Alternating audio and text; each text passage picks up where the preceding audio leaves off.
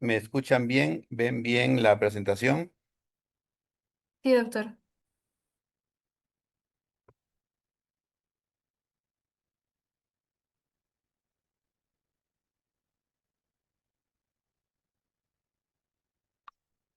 Si alguien contesta, sería interesante. Sí, doctor. Se Sí, ve bien, doctor. doctor. Se escucha Sí, también. doctor, se ve todo. ¿No escuché? ¿Alguien contestó? Sí, doctor, contestamos varios. Sí, doctor. Ok. ¿Nos logra escuchar, doctor? Sí, los escucho bien. Muy bien, vamos a empezar entonces. Esta es la agenda para la tarde. Eh, Vamos a hablar todo esto en lo que es esta reunión de fisiología. Vamos a empezar un poco por la anatomía coronaria y cardíaca también. Recordar que el corazón está situado en el centro izquierda, ¿no? La punta va hacia la izquierda del tórax, ¿no? Y la punta está hacia abajo de la parte del corazón. Esta altura más o menos es el surco auriculoventricular.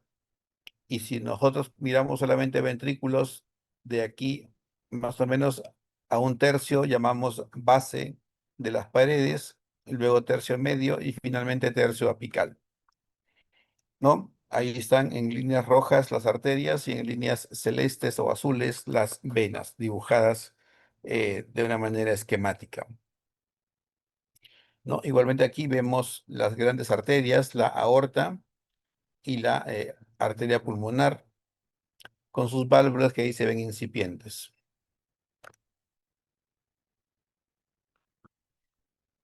La arteria coronaria izquierda nace de la válvula semilunar izquierda, tiene un calibre de más o menos 3 a 4 milímetros. Comparen con el tamaño de la arteria aorta, que mide entre 2,5 a 3,5 centímetros, ¿no? Y la coronaria está aquí. Eh, el tronco de la coronaria izquierda tiene más o menos una longitud de 10 milímetros o 1 centímetro y tiene dos ramas importantes que son la arteria descendente anterior y la arteria circunfleja. Y a su vez, cada una de estas arterias se ramifica más, ¿no? Con las arterias diagonales, las arterias septales y las arterias marginales, según corresponde. La coronaria derecha nace de la valva semilunar derecha, también tiene un calibre de 3 a 4 milímetros y recorre sola un recorrido, un camino de más o menos 5 o 6 centímetros, dando la vuelta a lo que es el surco auriculoventricular, para luego desplazarse por el área que corresponde al surco interventricular posterior. Y ahí está la rama que también se llama de esa misma forma interventricular posterior o descendente posterior. Esta rama descendente posterior da a su vez también ramas perforantes septales posteriores. Luego hay otra rama que es la rama vascular, que habitualmente va para la pared libre del ventrículo derecho, y otras ramas importantes que ustedes tienen que saber, que es la rama del nodo sinusal, la rama del cono arterioso, la rama del nodo AB y la rama septal interventricular.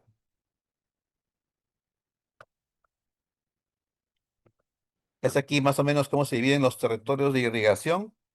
Arriba la coronaria derecha, que va a irrigar la aurícula derecha y la orejuela derecha, y 3/4 derechos e inferiores del ventrículo derecho. Irriga también el músculo papilar posterior derecho, irriga también el músculo papilar posterior izquierdo o posteromedial y la mitad derecha de la cara inferior del ventrículo izquierdo. Ojo, coronaria derecha, ventrículo izquierdo. Y el nodo sinusal y el nodo ABN, como ya habíamos mencionado. La coronaria izquierda, a su vez, irriga la aurícula y la orejuela izquierda y el tercio izquierdo de la pared anterior del ventrículo derecho. Irriga el músculo papilar anterior derecho e irriga el músculo papilar anterior izquierdo o anterolateral. Y también irriga los 2 tercios anteriores del septum interventricular. Hablamos luego del sistema de conducción. El sistema de conducción justamente lo estábamos un poco conversando en la mañana con el grupo que va al hospital y vemos aquí que básicamente está compuesto por el nodo sinusal, el nodo AB, entre ellos los haces internodales y el haz que sale del nodo sinusal hacia la aurícula izquierda, que es el haz de Bachmann. Después del nodo AB viene el haz de His, que se divide rápidamente en rama izquierda y rama derecha. A su vez, la rama izquierda se subdivide en rama posterior y en rama anterior. Y cada una de estas ramas termina en lo que se llaman las fibras de His-Purkinje.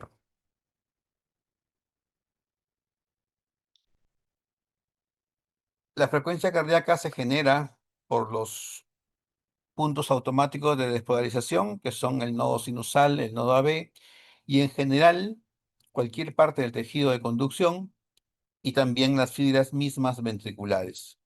De tal manera que el nodo sinusal descarga más o menos a una frecuencia de 60 a 100 impulsos por minuto, el nodo AB entre 40 y 60, el haz de His entre 20 y 40 y las fibras de His-Purkinje más o menos entre 15 y 20.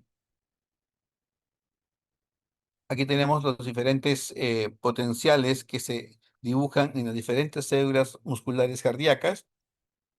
No todas tienen la misma forma y de distribución de iones y por lo tanto el potencial de acción tiene características diferentes. Los potenciales de acción de los nodos sinusal y auriculoventricular son más rápidos, son más agudos, casi sin meseta, comparados con el resto de fibras musculares que generalmente tienen una meseta de enlentecimiento del impulso eléctrico del corazón. ¿No? Como ya habíamos dicho, todas las fibras tienen capacidad de automaticidad, todas las fibras pueden generar un impulso eléctrico y va a depender de qué ocurre con el paciente, si está en condiciones normales o está en condiciones de alguna patología para poder interpretar lo que ocurra de acuerdo a lo que nosotros estamos aprendiendo hoy. Vamos rápidamente a ver lo que corresponde al ciclo cardíaco, ¿no? Y entonces vamos a hablar de la sístole, y la sístole fundamentalmente nos va a hablar de una fase inicial que se llama la contracción isovolumétrica, donde vamos a tener las aurículas relajadas, los ventrículos contrayéndose ante un evento de válvulas auriculoventriculares tricúspide y mitral cerradas y también válvulas ventrículo-arteriales o semilunares, aórtica y pulmonares también cerradas. Por eso se llama contracción isovolumétrica. No entra ni sale sangre del ventrículo, el volumen sanguíneo va a ser siendo el mismo, pero el músculo se está contrayendo. En un momento determinado, la presión del ventrículo logra vencer la resistencia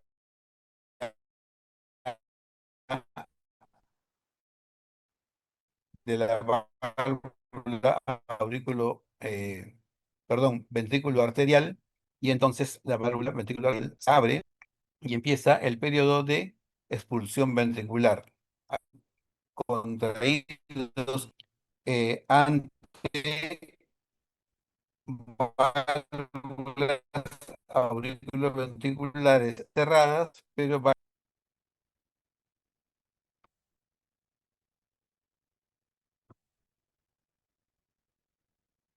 vamos luego ahora a la diástole.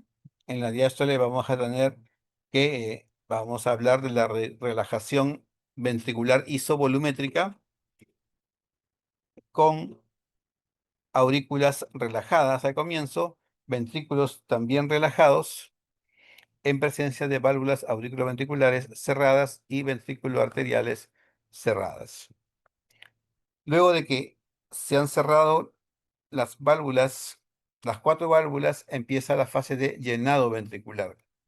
Entonces la sangre va a venir de las aurículas cuando la presión de los ventrículos se hace menor a la presión que hay en las aurículas, las válvulas auriculoventriculares se abren y empieza a pasar la sangre de la aurícula al ventrículo, tanto izquierdo como derecho. Aquí tenemos que las válvulas auriculoventriculares están abiertas, pero las semilunares están cerradas. Y luego viene el periodo de contracción auricular, es decir, hacia el final de la diástole ventricular, las aurículas se contraen antes para completar el llenado ventricular, manteniendo las válvulas auriculoventriculares abiertas, claro está.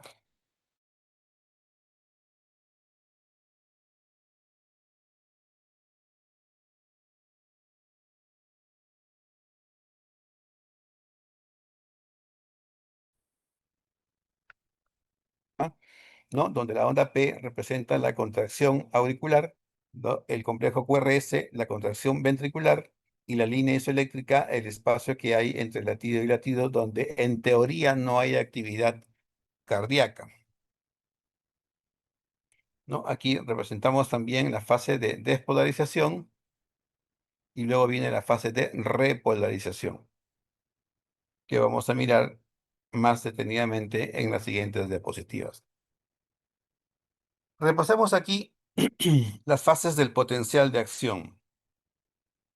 Como ya dije en la mañana y recalco ahora, ninguna célula muscular cardíaca está realmente estable. Todas están inestables. Aunque estén en reposo, ese reposo va haciendo que su potencial de acción, que estaba más negativo, vaya aumentando hasta un umbral en el cual se dispara lo que se llama la fase cero, que es la fase de despolarización, donde fundamentalmente en la célula común cardíaca se caracteriza por ingreso de grandes cantidades de sodio, ¿no? Y eso es lo que en la mañana explicábamos como inversión de las cargas. Las cargas positivas que están al exterior de la membrana celular ingresan hacia el interior de la misma. Termina la fase de despolarización y empieza la fase de repolarización, que se subdivide en 4 etapas. La fase uno, que es la repolarización precoz. Aquí rápido se caracteriza por corrientes de salida de potasio. Y luego la fase de meseta, donde tenemos corrientes de sodio en menor cantidad y corrientes de calcio, importantemente, que ingresan al interior de la membrana celular. Luego viene la fase 3, donde ya realmente empieza la repolarización, y aquí tenemos corrientes de salida de potasio, ¿no? Corrientes rápidas, tanto en la fase 2 como en la fase 3 también, y corrientes de salida lentas de potasio.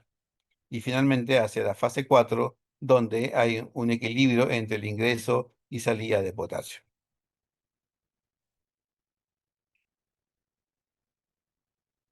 Ahí están los nombres de las corrientes que ustedes pueden revisar detenidamente en los libros, ¿no? Tenemos corrientes de marcapasos, responsables de la fase 4, corrientes de sodio, responsables de la despolarización rápida, que es fase 0. En la célula común, corriente lenta prolongada de calcio, responsable de la despolarización de fase 0 en las células del marcapaso, y contribuyente central de la corriente de entrada durante la fase 2 en las células que no pertenecen al marcapaso. Tenemos también la corriente de ingreso de potasio en reposo, que es una corriente rectificadora de potasio. Luego tenemos la corriente transitoria de salida de potasio, responsable de la fase 1 del potencial de acción. Y finalmente la corriente de rectificación tardía de potasio de tipo lento y de tipo rápido, que actúan en las fase 2 y fase 3 del potencial de acción. Es más o menos lo que estábamos conversando. Aquí más esquemático, ¿no? Es la gráfica anterior que habíamos puesto, pero aquí ustedes pueden ver la fase 0, fundamentalmente caracterizada por ingreso de sodio y en algunas células de calcio. Luego la fase 1, donde fundamentalmente hay calcio, y también continúa calcio con potasio, para continuar en la fase 3, fundamentalmente potasio, y en la fase 4 solamente potasio. Esta es una gráfica del potencial de acción de las células de marcapaso, es decir, hablamos aquí de los nodos sinusal o nodo auriculoventricular, donde fundamentalmente la fase 0 es ingreso rápido de calcio y no de sodio, ¿no? Y luego la fase 4 de repolarización es gracias a entrada de sodio.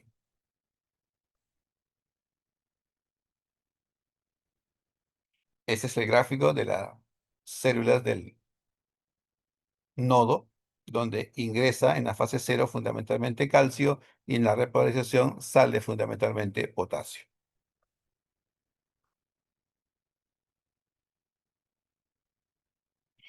Y aquí es cuando se van a generar los periodos refractarios, ¿no? Periodos refractarios que en el electrocardiograma vamos a mirar luego, donde diferenciamos el periodo refractario absoluto, donde la célula que está despolarizada es incapaz de procesar un nuevo estímulo eléctrico, ¿no? Básicamente es durante la fase cero y la fase uno del potencial de acción y también la fase de meseta. Para luego, cuando uno va pasando a la fase 3 y fundamentalmente en la fase 4, ya la célula puede recibir un nuevo estímulo y puede ese estímulo generar un nuevo potencial de acción. Pero ese potencial de acción va a requerir un gasto mayor de energía para poder estimular a la célula.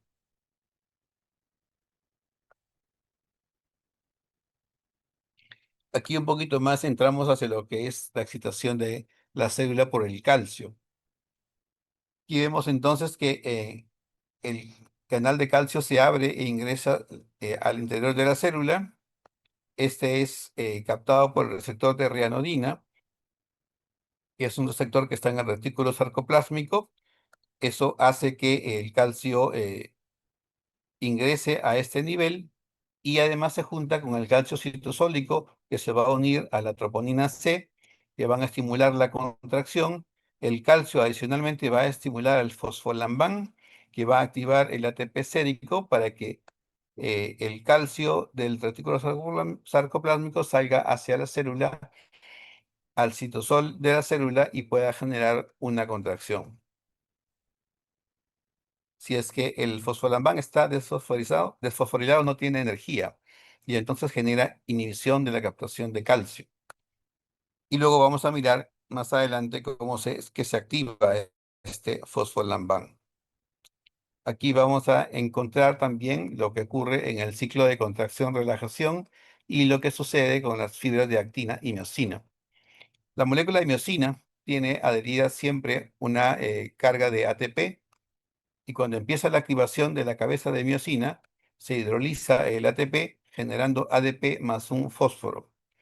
Esta sustancia va a generar inhibición de la troponina tropomiosina, pero va a formar puentes cruzados entre la cabeza de miosina y el filamento de actina, de tal manera que cuando este fósforo se libera, va a generar un golpe de potencia que va a llevar al desplazamiento de ambas fibras entre sí, entre actina y miosina, generando finalmente la contracción muscular. Ahí, claro está, se libera el ADP de la unión con el ATP y ocurre este desplazamiento para volver nuevamente hacia el estadio basal, donde nuevamente la miosina se va a unir a un ATP.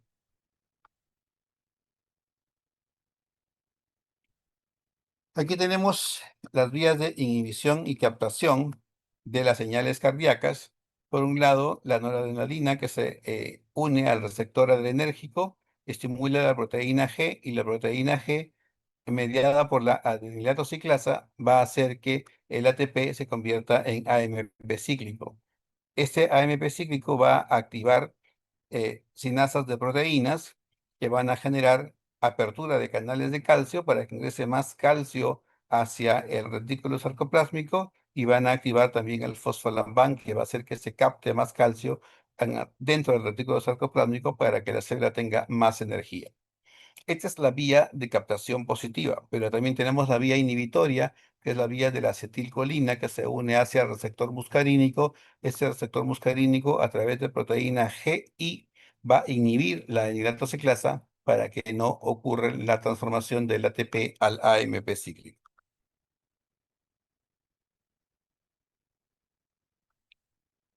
Bien, estos gráficos que se ven un poco complejos, vamos a mirarlos de una manera lo más sencillo posible. Miremos primero esta diapositiva.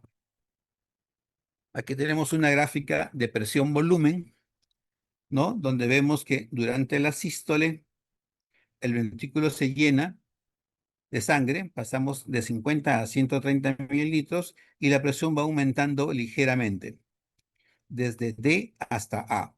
Luego la presión se incrementa súbitamente desde el punto A hasta el punto B, y esto es lo que llamamos contracción isovolumétrica. Aquí va a haber más presión, más fuerza, pero no va a haber más aumento de volumen. Y luego ocurre lo que se llama eh, expulsión isovolumétrica, es decir, vamos a ocurrir que esta presión rompe las presiones que hay en las válvulas y entonces empieza a salir la sangre, disminuye el volumen manteniéndose la presión. Finalmente, los ventrículos se relajan y pasamos del punto C al punto D, que es donde nuevamente hay lo que se llama relajación isovolumétrica, porque el ventrículo está disminuyendo la presión a un mismo volumen, ¿no? Entonces, esto que estábamos mirando aquí y que hemos detallado, lo vamos a ver acá, en esta parte de aquí. Y todo lo que está contenido en este círculo o en este dibujo se llama volumen de expulsión, ¿no? Ahora, ¿cómo se correlaciona esto con lo demás? Miremos las diferentes curvas que hay aquí. Vamos a mirar este esquema. En uno tenemos que ocurre la sístole auricular. Recuerden, aquí estamos en contracción auricular y en este espacio que es el segmento PR está ocurriendo la sístole auricular para completar el llenado ventricular, ¿no? Esta curva negra es la curva de la arteria pulmonar.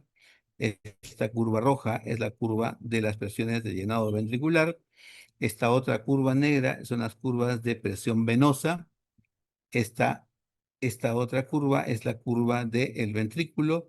Y finalmente aquí tenemos la correlación con el electrocardiograma y con los sonidos cardíacos.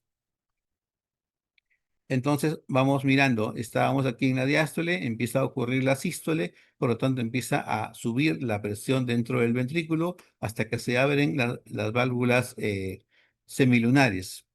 Se igualan las presiones tanto del ventrículo como de la aorta hasta que en algún momento se cierran las válvulas semilunares y entonces la presión del ventrículo cae, la presión de la aorta se mantiene en un nivel y luego aquí se abren las válvulas auriculoventriculares, ¿no? Para empezar el nuevo llenado ventricular.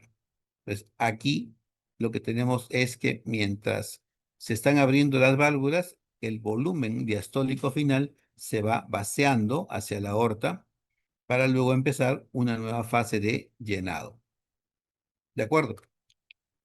Y esto que nosotros vemos aquí es más o menos lo mismo, solamente que en resumen, hablando de esta parte superior, ¿no? Aquí tenemos igual el aumento de presión del llenado ventricular, la igualdad de la presión del ventrículo con la presión de la aorta, la caída de la presión ventricular para empezar un nuevo llenado ventricular.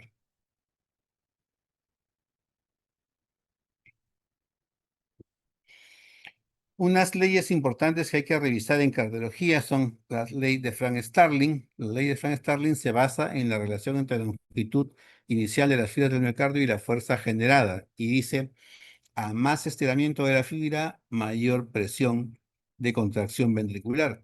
Sin embargo, todo eso llega hacia un límite y ese límite, una vez rebasado, la fibra no genera más fuerza y al contrario, va a generar que la fibra se quede más bien como vencida y no va a tener más volumen y por lo tanto vamos a tener una disminución de la fuerza de contracción ventricular. Entonces, hasta un cierto límite aumenta la fuerza de contracción, que puede aumentar el gasto cardíaco y la presión arterial, pero una vez pasado ese límite, eso ya no ocurre. Luego tenemos la ley de Laplace, donde nos habla que la tensión de la pared que surge de un radio y una presión interna, dados de la forma del ventrículo, aquí los cambios patológicos en el sistema cardiovascular pueden alterar la presión o el radio para aumentar efectivamente la tensión de la pared y reducir el flujo. Es decir, A mayor presión intraventricular va a aumentar el grosor de la pared y la tensión de la pared. Y eso va a hacer que haya un acortamiento de la fibra muscular. Y finalmente en el tiempo nos va a llevar a un mayor engrosamiento, a una mayor hipertrofia de la pared ventricular.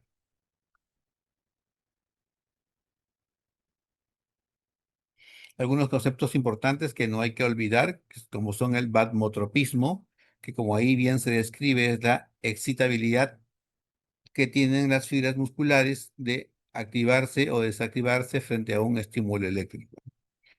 Luego viene el dromotropismo, que es la capacidad que tiene el corazón para conducir el impulso. O sea, no solamente basta con activarse, sino que además lo propague. Luego viene el cronotropismo, que es tiempo, y es la capacidad del corazón de autoexcitarse. Qué tan lento o qué tan rápido se generan estímulos propiamente. El inotropismo, que es un término más conocido para ustedes, que es la propiedad del corazón de contracción, es decir, la fuerza de contracción ante un estímulo eléctrico. Y finalmente el lucitropismo, que es un término más raro, más desconocido para ustedes y probablemente para muchos médicos también, que es la propiedad del músculo cardíaco de relajarse.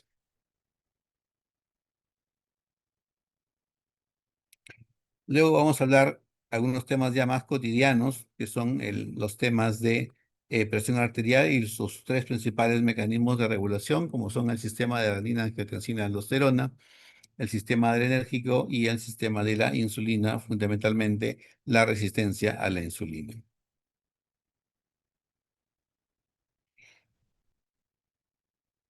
Dentro de este sistema de adrenina-angiotensina, eh, que regula la presión arterial,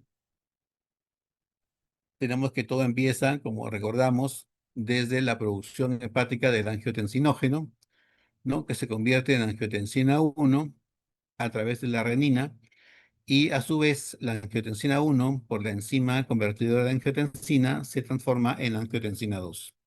Sin embargo, todos sabemos que existen rutas alternativas. Finalmente, esta angiotensina 2 va a actuar en diferentes receptores de angiotensina que están a nivel renal y en general en diversas partes del cuerpo, que pueden ser el receptor AT1, el receptor de angiotensina 2 y, en fin, otros receptores. El receptor AT1 tiene capacidad de vasoconstricción, retención de sal y agua, estimulación del crecimiento celular y progresión de enfermedad. Es decir, ese es un receptor prohipertensivo. En cambio, el receptor 2 es un receptor que promueve vasodilatación, que atenúa el crecimiento y la progresión de la enfermedad, y este es un receptor generalmente antihipertensivo, diríamos. Aquí está entonces lo que nosotros habíamos conversado, el angiotensinógeno convertido en angiotensina 1 por la ECA en angiotensina 2.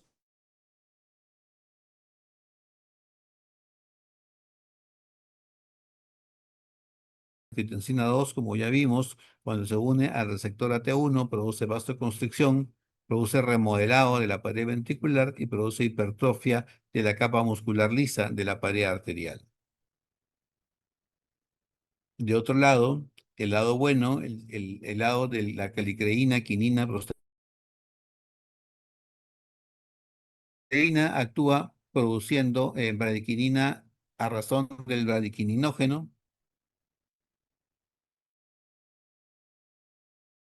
tiene propiedades vasodilatadoras, va a estimular prostaglandinas, que también tiene propiedades vasodilatadoras, y va a estimular también el factor de crecimiento derivado del endotelio, que también tiene propiedades vasodilatadoras, produciendo entonces en general efectos antihipertensivos o hipotensores.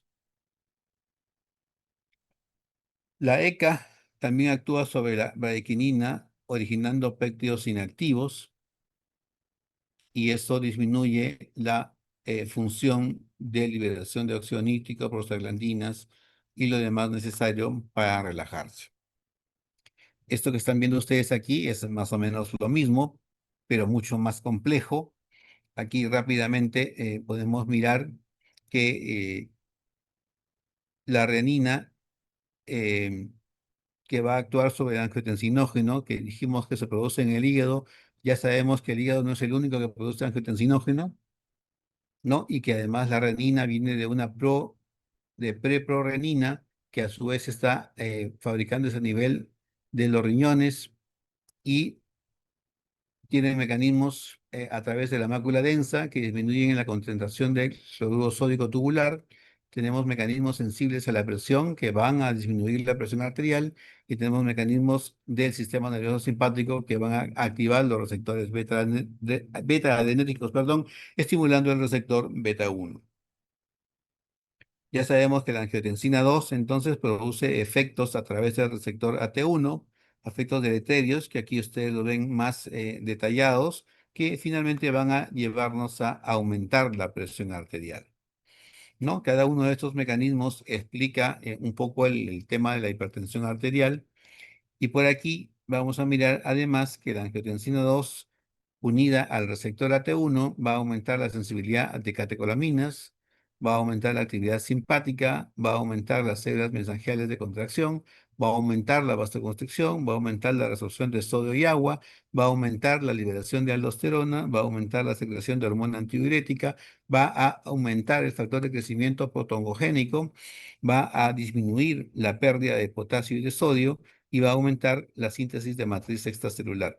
Todo esto a nivel intrarrenal que va a llevarnos a incrementar la presión intraglomerular, el estrés oxidativo, va a generar fibrogénesis y aumento de la eh, selectividad glomerular. Y todo esto progresa hacia enfermedad renal crónica. Por eso es que hay que decirle a los pacientes que si no se curan su hipertensión, vamos a tenerlos en diálisis en poco tiempo. Luego viene el sistema adrenérgico, algo más sencillo que este sistema que acabamos de revisar, ¿no? Donde tenemos el sistema estimulante simpático y el sistema inhibidor parasimpático, donde las hormonas fundamentalmente van a ser catecolaminas en el simpático y acetilcolina en el parasimpático, y que los estímulos empiezan con aumento de flujo de catecolaminas, y por lo tanto vamos a tener mayor actividad simpática a través de receptores beta 1, beta 2 y del receptor alfa 1. Y eso nos va a llevar a hipertrofia del miocito, a dilatación ventricular, isquemia, arritmias y muerte. De otro lado, las catecolaminas en los vasos periféricos van a unirse al receptor alfa 1 y eso a su vez a través del riñón van a producir vasoconstricción, remodelado, efectos metabólicos adversos, resistencia a la insulina, dislipidemia, retención de sodio y agua. Es decir, todo lo que es deleterio y que nos va a generar más hipertensión. Pero el centro de control vasomotor, tanto adrenérgico como parasimpático, no empieza a nivel solamente hormonal, sino que hay un control en corteza cerebral, hay un control menor a nivel del hipotálamo, a nivel de la protuberancia, a nivel de la médula y también a nivel de perdón, ese es el tronco cerebral y de la médula espinal. Entonces, hay centros más altos que regulan el hipotálamo, donde vamos a tener efectos simpáticos, efectos vagales, y están siempre en constante equilibrio para actuar sobre los vasos sanguíneos, sobre el corazón, y hay muchos receptores aferentes que van a activar los varorreflejos, aortocarotídeos y cardiopulmonares. Y todo este sistema en general anda en un equilibrio donde cuando el equilibrio se pierda, vamos a tener hipertensión o cuando vaya hacia el otro camino, vamos a tener episodios de hipotensión. Aquí una diapositiva más donde tenemos la representación de un músculo liso vascular que está estimulándose por norepinefrina. La norepinefrina va a actuar sobre el receptor alfa 1, se activa la vía del inositol trifosfato, ¿no? Y eso a su vez a través del retículo sarcoplásmico van a liberar calcio que van a producir vasoconstricción. Pero ahí no termina todo.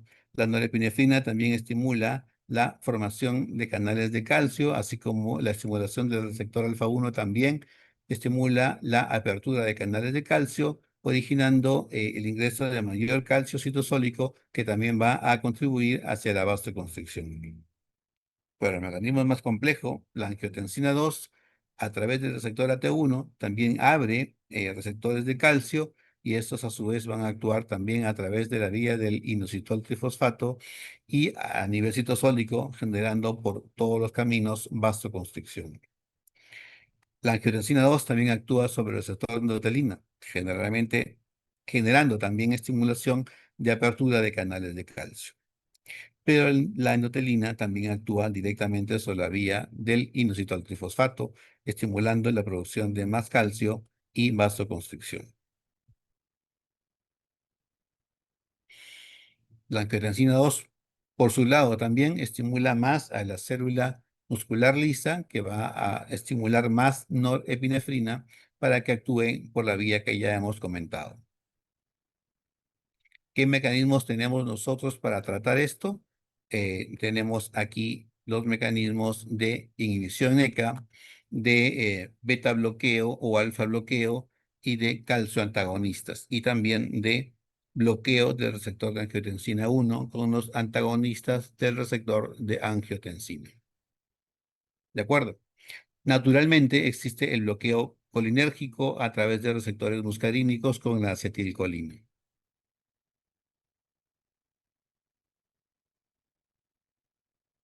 Y hablando un poco más clínicamente ya de la hipertensión arterial es un proceso claro que tenemos nosotros que evaluar y controlar.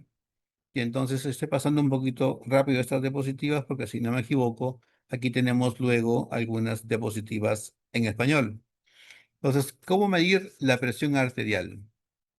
El paciente antes de prepararse para medir la presión arterial debe estar con la vejiga vacía, es decir, debe estar relajado, el equipo debe ser revisado y calibrado regularmente, el paciente deberá estar sentado en reposo en una silla tranquilo, mínimo 5, idealmente 10 minutos antes de tomar la presión, no estar moviendo los brazos ni las piernas, tampoco cruzando los brazos ni las piernas, no hablar durante el proceso y no haber tomado bebidas calientes, sobre todo café, o muy frías 30 minutos antes de la toma.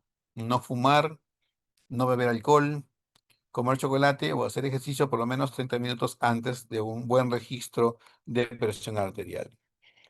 También deben considerarse las variaciones debidas al dolor y o ansiedad. El paciente que va a la consulta está muy ansioso, quiere que le digan cómo está la presión, pero está angustiado por saber y rogar que esté bien. El brazo del paciente debe estar apoyado sobre una superficie sólida, de tal manera que el pliegue anterior del codo esté a nivel del corazón. Hay que asegurar el brazalete del esfingomanómetro de manera uniforme y cómoda, alrededor del brazo 3 o 4 centímetros del espacio antecubital en el codo. Centrar el brazalete sobre la arteria braquial. Y denme unos segundos que se me apaga la computadora.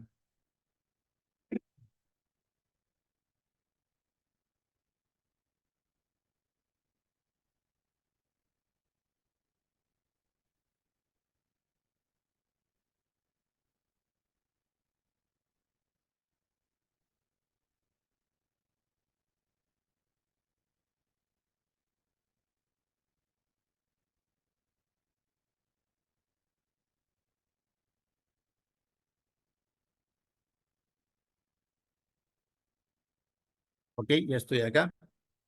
La campana del estetoscopio no se coloca debajo del brazalete, se pone debajo del borde inferior y se debe palpar el pulso tanto braquial como radial.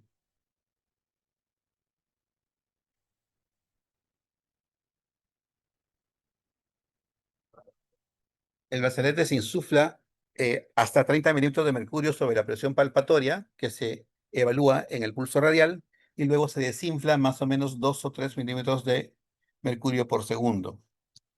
Se anota el primero de al menos 2 sonidos consecutivos como la presión sistólica y la presión diastólica se identifica por el último sonido escuchado. En la valoración inicial debe medirse la presión en posición supina, de pie, en ambos brazos, verificar la simetría de los pulsos en extremidades inferiores y, de ser necesario, tomar la presión también en las piernas. Medir la presión 1 y 5 minutos después de asumir la posición de pie en ancianos diabéticos y en quienes se sospeche de hipotensión ortostática. Aquí, bueno, un poco para resaltar las fases de los ruidos de Korotkov. La aparición de los sonidos descritos, ¿no? Es la fase uno, de lo que corresponde a la presión sistólica, y luego en la fase 5, que es donde desaparecen completamente y es lo que corresponde fundamentalmente a la presión diastólica, como lo más importante de esta tabla que podemos aprender. Bien, hasta ahí es más o menos lo que tenía que revisar con ustedes de fisiología cardíaca. Hay muchas más cosas que evaluar y quiera saber si es que ustedes tienen alguna pregunta al respecto.